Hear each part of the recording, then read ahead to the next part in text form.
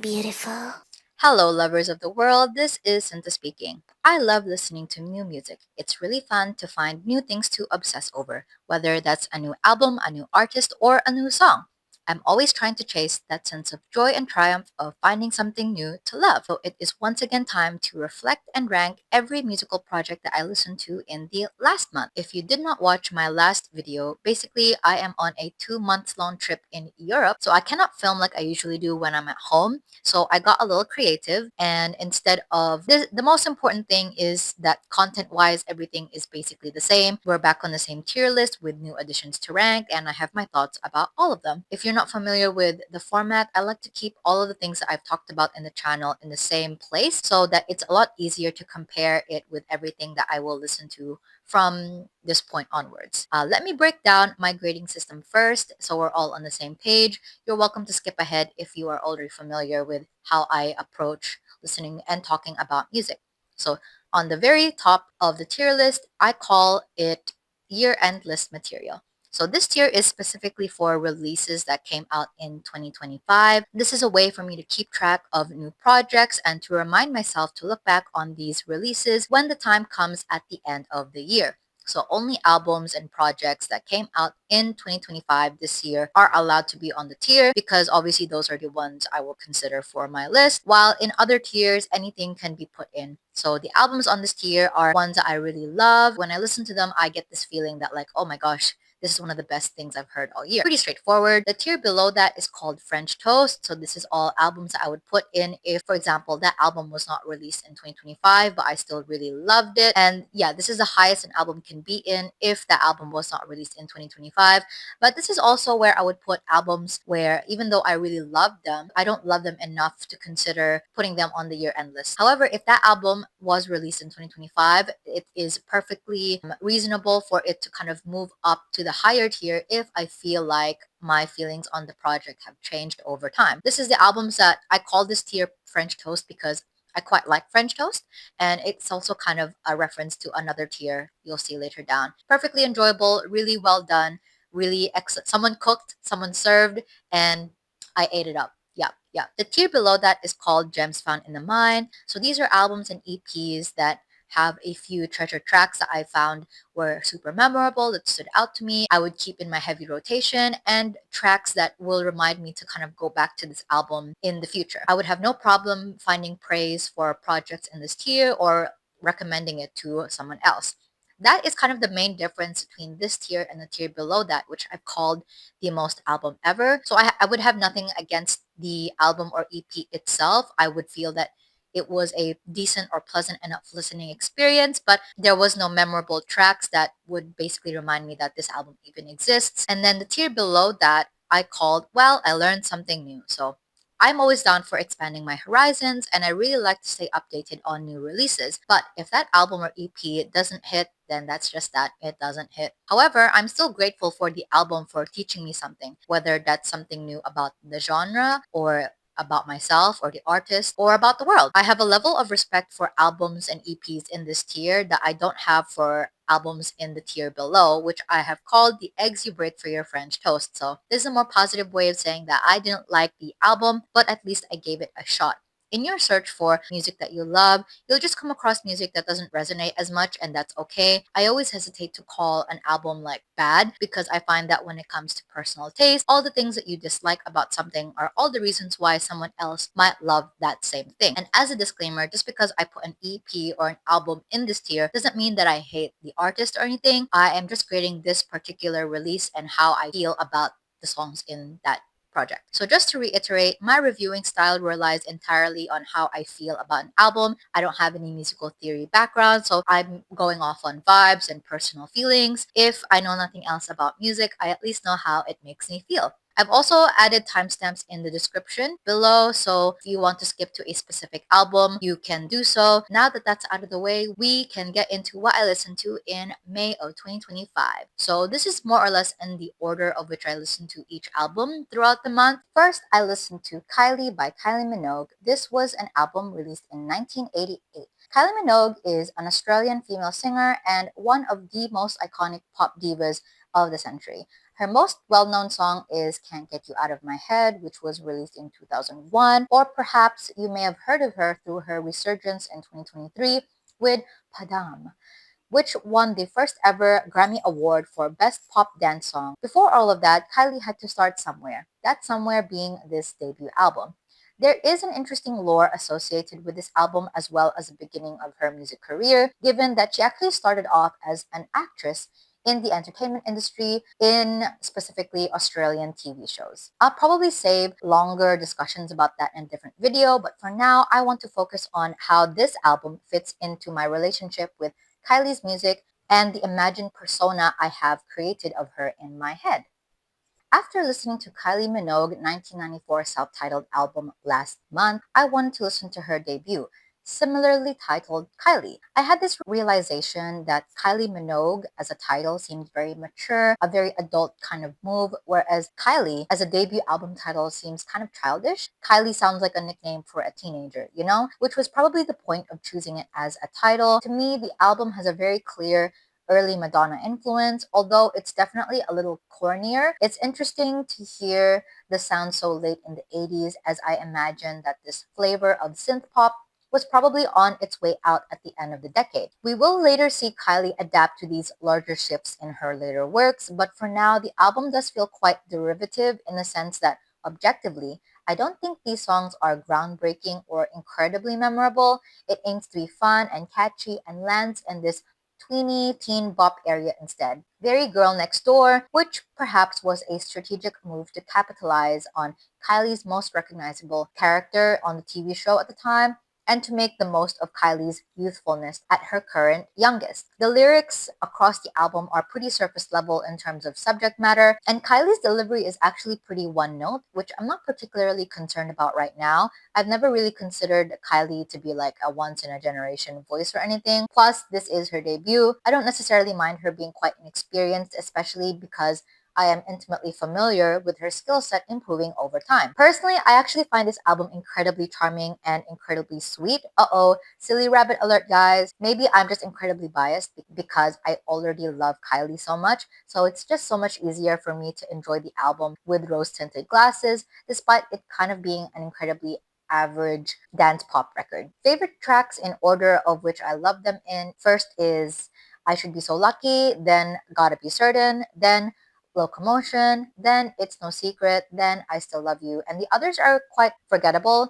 In that sense, you could argue that it is quite front-loaded, but for what it is, the album is incredibly adorable. I'm inclined to put this in French toast because of what it represents to me and my relationship with Kylie's music, and so I will. And then I listened to Only Cry in the Rain by Chuu. This was released in 2025. Chuu is a female K-pop idol that originally debuted in 2017 in the groups YYXY and Luna. She became a solo artist in 2023, and this is her third EP since then. The title track, Only Cry in the Rain, is more subdued than I expected from Chuu given her last comeback was Strawberry Rush, which more closely aligned with the bubblegum sugar rush pop that people associate her personality with. Instead, Only Cry in the Rain is very reflective, wistful, and yearning, while still maintaining a very sweet and melodic hook. The second track, Back in Town, is a groovy, funky, and sweet R&B song that really highlights how much K-pop has essentially borrowed from black music because this kind of reminds me of what Janet Jackson was doing and also what Crystal K was kind of doing. I personally really like it. I think it suits Chuu's voice very well and works really amazing for the summer. It's kind of a mirror to Only Cry in the Rain and works really well as the second track because she's basically telling the rest of the world that she is indeed back in town. The third track, Kiss a Kitty, is wow, insanely unsubtle in a lot of ways. This, first of all, this is literally a Doja Cat Say So Kiss Me More knockoff, but just extremely gay.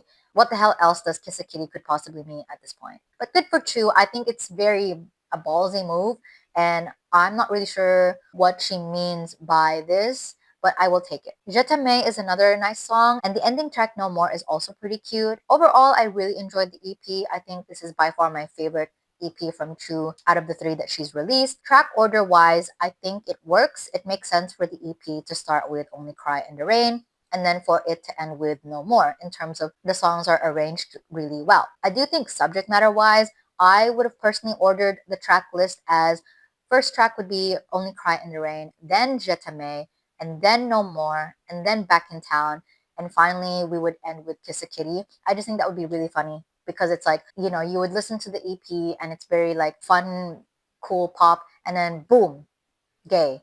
I think it's kind of comical that way. I'm going to put this in French toast. And then I listened to Hot by Lesserafim. This was released in 2025. Lesserafim is a K-pop girl group that debuted from Hybe labels, and they're definitely one of the more popular girl groups of this era of K-pop. This is their fifth EP and the final part of their current trilogy series of Adjectives.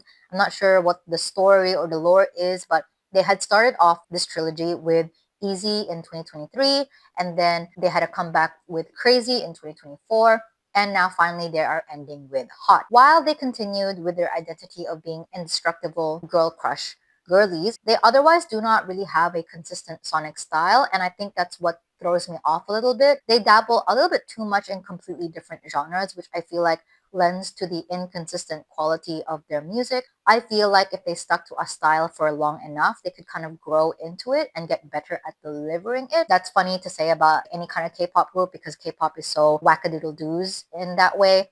But as such, I feel like I keep getting kind of random stuff from Le Sserafim, and I would just really like them to stick to a particular sound for a little bit and then change. I'm not sure if that's something they want to do right now. I don't think so. As such, I wasn't really a big fan of Hot. I thought it was just fine. It's not very particularly interesting. If anything, I actually think Come Over is a way better song, has way more interesting visuals, and is actually unique because it does a really good job of tapping into a specific imagined era of the 1960s with the twiggy eye makeup, the polka dots and stripes, and the specific fashion silhouettes that the girls wear during their performances. So I don't know why they decided to keep Hot as the title track. I'm guessing it's supposed to again round up and complete the trilogy they have with Easy and Crazy. I feel like we're getting another Eve Psyche and Bluebeard's wife moment where the lead single is just way more interesting and more memorable than the supposed title track. I personally found the rest of the runtime of the EP pretty boring. So I was really close to putting this in the bottomest tier until I reached So Cynical Badum, the final song. I kind of had a deja vu moment because something similar happened during the Seraphim's Crazy EP where I felt like they saved the best song for last. So Cynical reminds me of a Luna B-side. So Cynical reminds me of what a Luna B-side would have been if they had stayed together. Actually, even Artemis could have released this. I say this as a compliment, by the way, because I love Luna and I love this style of music, but I feel like it is an indictment on the project when the song that I like the most is one that reminds me of a different group and is not actually quote unquote true to the supposed identity of Le Sserafim as a group. So at this point, So Cynical tallies up to 2 songs out of the 5 tracks on this EP, even including the intro, which I don't know why they bother with these little intros. Like that could have been a song. Like you could have just given us 5 songs instead of 4 songs, one like pseudo track with spoken word over it. I'm kind of disappointed by that. So with that, I feel like I can reasonably put this entire EP in the most album ever. Frankly, I have no legitimate reason to not root for Le Sserafim aside from the fact that I've just kind of been disappointed by their EPs from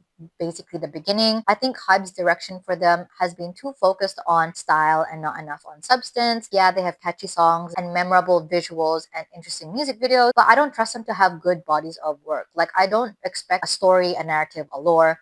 And that's what I've been aiming for the past couple of years. And like I don't blame the girls. Obviously, this is just Hybe's plans for them, but I really want more from the Seraphim. And then I listened to Anomaly 3 by Flawed Mangoes. This is a project released in 2025. Flawed Mangoes is an indie rock musician based in, I believe, America. I tried to find out where, but I couldn't. I have followed him for at least a year at this point on Instagram because I really like the guitar riffs that he posts on his Instagram page, and I feel like he's gotten a decent following just from that. And this is actually the first time I've listened to a full project from him. Most of the stuff that he releases tends to be like this very relaxing, very reflective, gentle guitar strumming slash guitar playing, which while I like enough to follow him as a musician on Instagram, is not enough to actually like dive into his deeper discography. However, earlier this year, he was teasing new music, and that so happened to include like a song that was very much influenced by shoegaze, which I was like, yes, this is exactly for me. So I decided to give his new album a shot. So I found that this album is actually a really decent blend of his new artistic direction of incorporating these shoegaze songs with, actually, now that I think about it, because I haven't listened to any of his other larger projects, I actually have no idea whether this is the first time he's done shoegaze or not. So you know what? I'm gonna go listen to his other stuff and see if that's the case or not. But to me, this is the first time I've heard him dabble in this really heavy, really in your face shoegaze influence. So that's what I was drawn to. If this is a new direction for him, which again, I don't know, he's done a good job of balancing those elements and the guitar playing that he's built his following on. It's kind of interesting because I feel like you could argue the songs that are more guitar playing focused are very much bedroom production. Like you can imagine just him kind of recording himself in his room with his guitar and mixing it himself. Whereas the shoegaze ones, more people playing it, and obviously to build that really textured wall of sound, you would need more people, more labor for that. So I really enjoyed the shoegaze inspired songs, less so the guitar focused ones, just because that's just my personal taste. Actually, my favorite songs are Surreal and Circle of Death, which are arguably the only shoegaze influenced songs in the project. There are moments where his vocal delivery is a bit awkward or lacks a bit of conviction, which you could argue is because most of his music is focused on his guitar playing, but you could also argue that it's a feature, not a bug, for what he's trying to achieve as an indie musician. A lot of people really love that down to earth kind of vibe that being an independent DIY guy can bring to the table. I think I'll stick this entire project in Gems Found in the Mind, given that out of the whole album, I can only really see myself coming back to 2 tracks, but I actually really appreciate the entire thing as a whole. So I'm definitely gonna go and dig a little bit deeper into his discography. And then I listened to Ghostholding by Venturing. This was released in 2025. Venturing is the project of Jane Remover, who also released another album under their official name, Jane Remover, whereas Venturing is a project that is supposed to be separate from their discography as Jane Remover, and I can kind of see why. Even though I've only listened to Frailty from 2021 and a handful of Jane Remover singles since then, this album, Ghostholding, is so completely different from what I've come to expect and associate with Jane Remover's sound. Not to say that I didn't like it, I actually really love this. It is so deeply moody, angsty, and utterly heartbroken. Everything in the project working together to create the vision and the voice of a violently crushed individual. From Jane Remover's vocal delivery to these really sometimes scaled back productions of just like, an electric guitar and their voice, but also like this crashing, emotional, deeply captivating wall of sound that I really enjoyed. I loved it. This is definitely one of the best things I've heard all year. And so I'm definitely putting this in your endless material. And then I listened to B.O.Y. Boy by Kylie Cantrall. This was released in 2025. Kylie Cantrall is a 20-year-old up-and-coming pop star, and this is her debut. She comes from a long line of beautiful Disney Channel actors turned divalicious pop stars. I'm often blown away by the sheer power of Disney's child actress to pop star pipeline. I thought we had kind of seen the last of these kids with Olivia Rodrigo and Sabrina Carpenter, but no, the factory keeps chugging along. It is quite hard to stop that pipeline when it is so astoundingly effective, which we can easily see Kylie Cantrall thriving as an example of that. I discovered Kylie Cantrall through Instagram Reels with her first single, Boy for a Day, and I was really impressed with her ability to emulate such a specific music style from an era she doesn't even spend a lot of time being alive for, given that she was born in 2005. She would continue to drop singles up until the release of B.O.Y, which I believe is supposed to stand for Better Off Young, which, sure, what the hell. I definitely think they just tried to find whatever acronym worked because they really wanted the title to be B.O.Y Boy to hammer home an interrogation of gender dynamics as introduced by her first single, Boy for a Day, all the way to the end of the album with the Boy Is Yours. I feel like the project has a lot of intentionality. There's definitely a story of finding new love and the rush of a crush with See You Tonight. And then the end is like, yeah, this guy wasn't shit, you can have him. So I think that was really cool. I would love to make a longer video about this album. So I think I'll save a lot of my thoughts for then because I have so much more projects to talk about in this video. So I'm going to keep it short. I found this really, really catchy, really addictive. And while I imagine other listeners may see this as a fairly average pop record, I cannot deny that this is one of my favorite projects and honestly most revisited projects of the year so far. I'm of course putting this in your endless material. I think it was just so fun. I loved it so much. I think I listened to one song from the album at least once a day, every day since I found this. And then I listened to Von Anfang an by Münchener Freiheit. This was released in 1986. Münchener Freiheit is a synth pop band from the 1980s who, perhaps you can guess from the name, is from Germany. I was looking to dunk myself headfirst back into learning German so I could better navigate my trip to Berlin.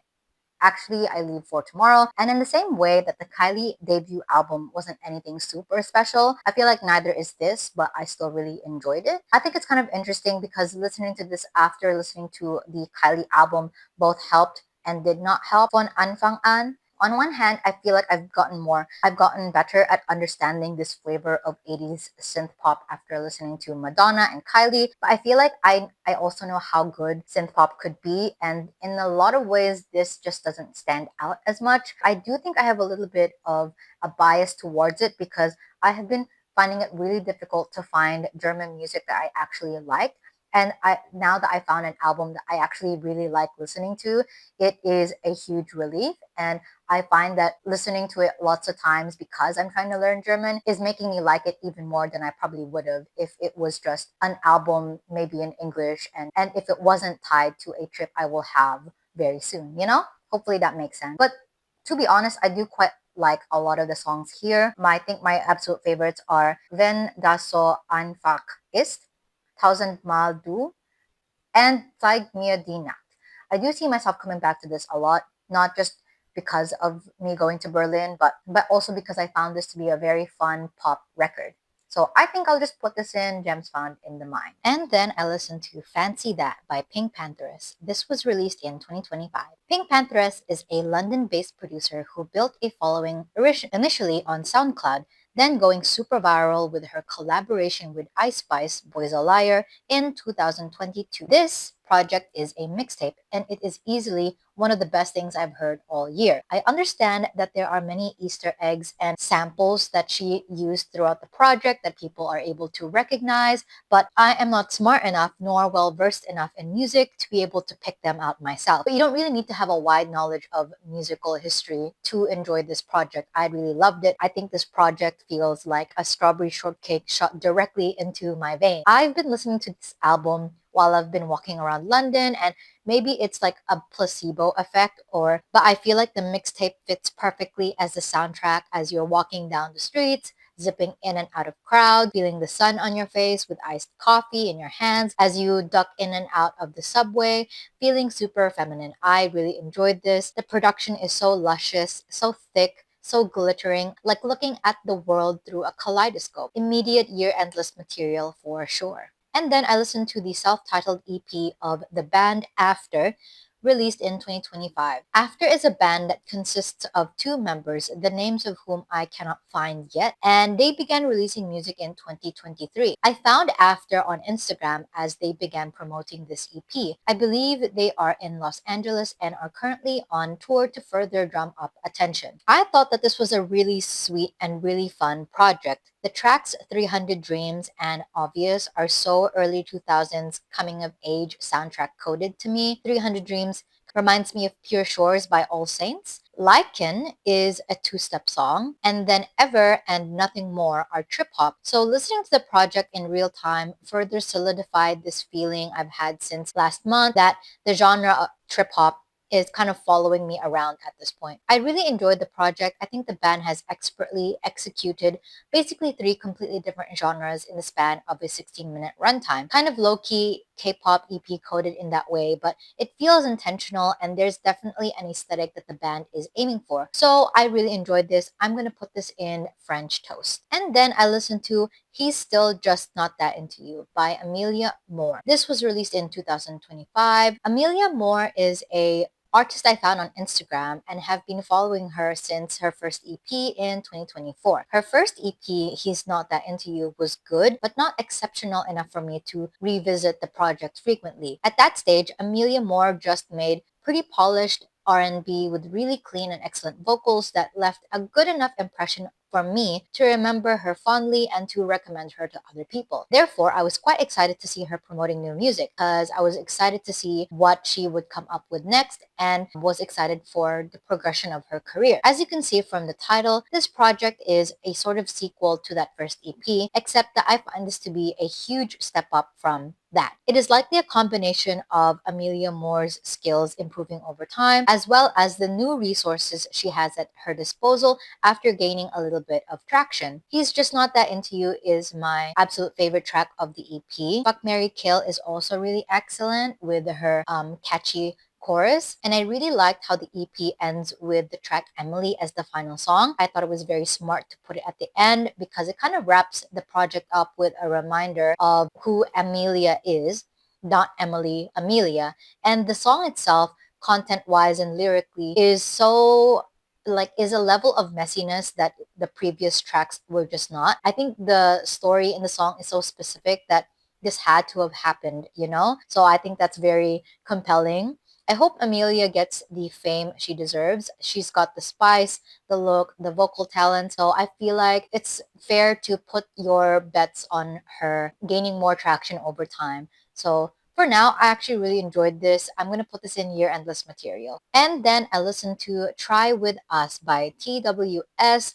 This was released in 2025. TWS is a K-pop boy group from Hype Labels. They debuted in 2024 and this is their third EP. TWS is one of those fifth gen groups that I low-key don't want to keep up with because of how young they are. I'm currently in my mid-20s and I don't know, I'm just feeling a little bit more and more discomfort at the youth of the new groups. It was obviously a completely different story when I was following them when I was closer to their age. A K-pop fan who is 19 and liking a group that has members who are also 19. There's less kind of discomfort there compared to if I was in my mid 20s and, you know, following a group that are like still teenagers. So I've been keeping my distance away from K-pop as a genre because of that. Usually I tend to wait until maybe they're a little bit older so I feel a little more comfortable with keeping up with their career, or if they actually have nice songs. And I've listened to a couple of TWS songs in the past. Maybe I've shifted my tastes away from this bright-eyed teeny bopper sound that I used to really love a couple of years ago, but now, and TWS is not the only group that I feel this way about. This is how I mostly feel about pretty much 95% of all the fifth gen groups these days. I think this project is pretty forgettable for me, despite having a pretty nice title track. I think it's okay, but despite that, I doubt I'll come back to this. Might give them a try further down the line, but we'll cross that bridge when we get there. For now, I'm gonna put this EP in the most album ever. And then I listened to Lifetime by Erika de Cassier. This was released in 2025. Erika de Cassier is a Portuguese-born Danish singer, songwriter, and producer. This is her fourth album and the third album of her discography that I have heard. I have heard Sensational from 2021, Still from 2023, and now Lifetime. To me, her music has kind of existed just outside of my personal musical palette for the past albums, but I feel like as I further expand my tastes to include trip hop, I feel like I've definitely received this project in a different way than if I had tried to listen to this maybe 2 years ago or even last year. I find Lifetime as an album to be very meditative, but not relaxing. And I've talked a little bit about this when I first listened to Portishead Dummy, about how this kind of hip hop gives me a sense of unease and anxiety. And while it's not as overt in this project as it was in Dummy, I still feel this way with the album. So I genuinely think it's my personal reaction to trip hop as a genre. Despite the anxiety though, I found this to be a very compelling project. I don't know how this will fit into my current rotation habits because of that anxiety kind of holding me back from coming back to it frequently. I think I'm happy to put this in Gems Found in the Mind, not necessarily meaning that there were particular tracks that stood out to me, but rather more so in the sense that I enjoyed the project enough to put it that high, but not enough to put it in French Toast or to put it in Year Endless Material. And then lastly, I listened to Post by Björk. This was released in 1994. Björk is an Icelandic singer, songwriter, and producer who has been lauded over the decades as being one of the most influential musicians in Western pop, rock, or alternative music. It's a very alluring call for me to start listening to her music. I started my Björk discography dive last month with Debut, and now I've obviously moved on to the next album, which is this. I think this album starts off with an absolute banger. I love Army of Me. It is definitely one of my absolute favorite Björk songs so far, and also definitely I think the highlight of the album. And I think that's kind of like a double-edged sword because she basically, in my eyes, put my favorite song at the beginning of the album, and so any of the other tracks just don't hold a candle to how I feel about Army of Me. I don't listen to any of the tracks nearly as much as I listen to Army of Me. I'm gonna do something that I've never done on this channel before. Well, I have done it on off camera. Well, I have done it off camera, but I haven't done this, like I haven't talked through it in a video, but I'm actually going to change my mind. So last time I had so last month I had put Debut in Gems Found in the Mind, but I definitely like Post more than I do Debut, but not enough to put it in French Toast. Therefore, I'm actually going to move Debut down to the most album ever, and then I'm going to put Post up in Gems Found in the Mind. And I think that feels very right to me. But yeah, that's all of the things that I've listened to. So here is a pie chart of everything. Here is a pie chart of all of the albums I have listened to and which decade they are from the beginning of the year to this point of 2025. Thank you very much for watching. If you enjoyed it, please hit the like button. If you've stuck it out to the end, I appreciate the patience for this drop in audio quality. I'd love to hear from you guys again what your thoughts are on which albums that you liked, which ones do you recommend I give a shot, which ones you want to see on the channel. And if you want to see more of my work, you're welcome to subscribe. My social media links are down in the description alongside my Patreon and Coffee pages if you want to support my work. Otherwise, I can't wait to share my love with you again next time. I will see you soon. Bye!